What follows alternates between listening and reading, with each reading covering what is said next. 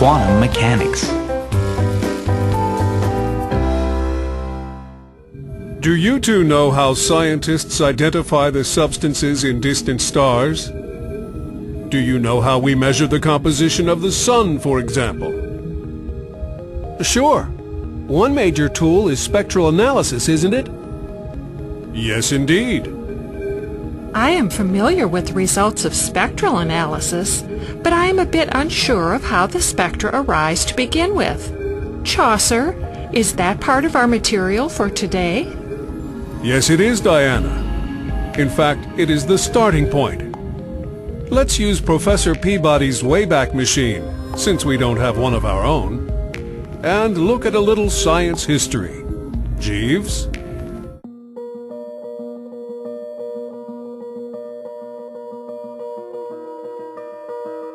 Traveling to the 1750s, we find that scientists were putting different substances in flames and passing the resultant light through a prism. They found that the hot gases given off by the burning materials emit different colors of light or spectra. For example, ordinary table salt generated a bright yellow spectra. Furthermore, not all the colors of the rainbow appeared. There were dark gaps in the spectrum. In fact, for some materials, there were just a few patches of light.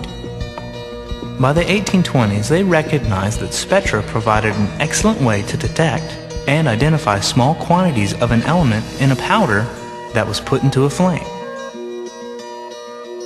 Meanwhile, the white light of the sun was also being examined closely. And in 1802, it was discovered that the solar spectrum itself had tiny gaps. There were many thin, dark lines in the rainbow of colors. But the reason for spectral lines in the light and the relationship to each substance was a real mystery.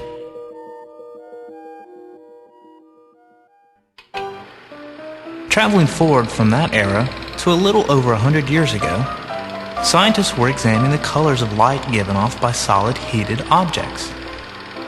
They discovered that these hot solids gave off continuous spectra, and that the overall color of the light revealed the temperature of the object. Now this was important because scientists realized that this discovery made it possible to measure the temperature of an object from a distance. They could measure the temperature of the sun, for instance. During these discoveries, they also noticed that some of the objects absorbed light extremely well, almost perfectly in fact. They were called black bodies because they absorbed virtually all the light that was shone upon their surfaces. These same objects also radiated almost perfectly, and as noted before, the temperature of the black body object determined the distribution of colors or wavelengths in the emitted light. This curve shows how much light of each color is emitted by a cool object. As you can see, there isn't much light, and what light there is mostly lies out past the red end of the spectrum, in the infrared. The figure on the right will show the different colors added together as we progress. Right now, only red light is visible. This curve shows how much light of each color is emitted by a medium temperature object, and the most light is emitted in the orange, yellow, green wavelengths. So now we add orange, yellow, and green to our cauldron of light on the right. As you can see, the combination so far looks yellow. This third curve is for a really hot object. Lots of light, and with most of it being emitted toward the blue end of the spectrum. And as you can see, our cauldron now is pure white in the center where all the colors overlap. A heated black body follows this color path as the temperature rises. A good example of black body radiation is the heat inside a kiln. Inside the kiln, electromagnetic radiation, light and heat, exist in a form of standing waves. Waves that, like the vibration of a guitar string, are attached at both ends. The ends of the standing waves, like the ends of a guitar string, do not move. They are anchored to the sides of the kiln. And many, many waves exist with varying wavelengths of color.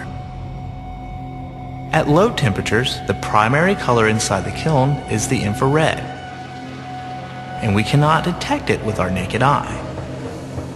But as the temperature rises, the kiln begins to glow red, and as the temperature continues to rise, the dominant color changes to orange, then yellow, then bluish white.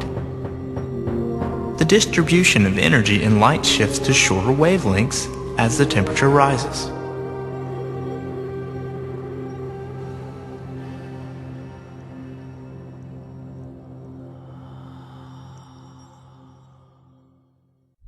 But there was a problem. The scientists expected the distribution of emitted light to continue to the increase at wavelengths toward the ultraviolet end of the distribution. It didn't.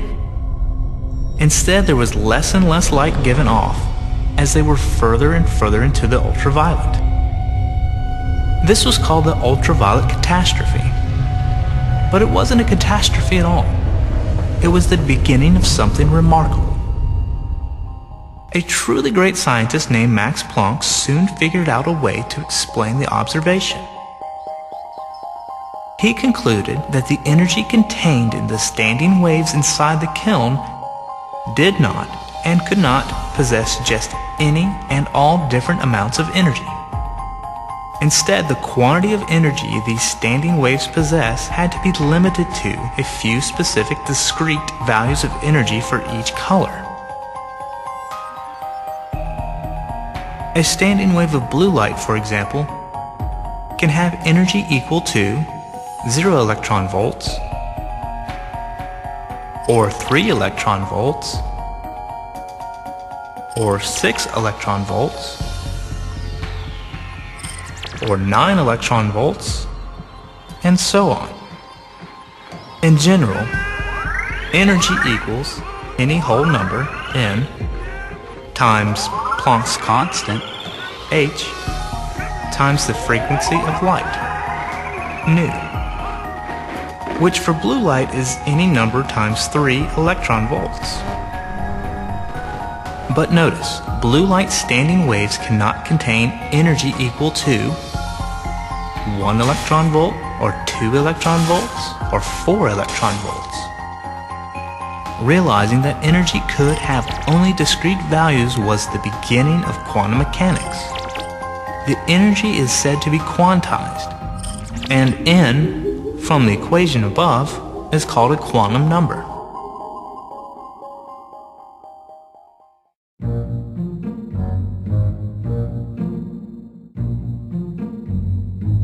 Planck's conclusion that light energy is quantized was quickly used by Einstein to explain another puzzling phenomenon. It was known that shining a light upon a metal plate can release electrons from the plate. But the light has to have a certain wavelength before a single electron is released. We can shine brighter and brighter light on the plate forever, but if the color isn't right, the electrons stay home. Einstein concluded that the light striking the plate had to be coming in discrete bundles, and unless a single bundle had enough energy to free an electron from its captivity, it would remain trapped. And as Planck had suggested, the wavelength and frequency of the light was a measure of the amount of energy each bundle carried. So while blue light packets might be able to free an electron, red light packets could not, no matter how many red packets hit the plate. But wait a minute. That sounds awfully like light is a particle and not a wave. And there are mountains of data showing light behaving like a wave. Diffraction, refraction, interference. Which is it, a particle or a wave? It is both. These light packets are extremely tiny. Let's call them photons, from photos, the Greek word for light.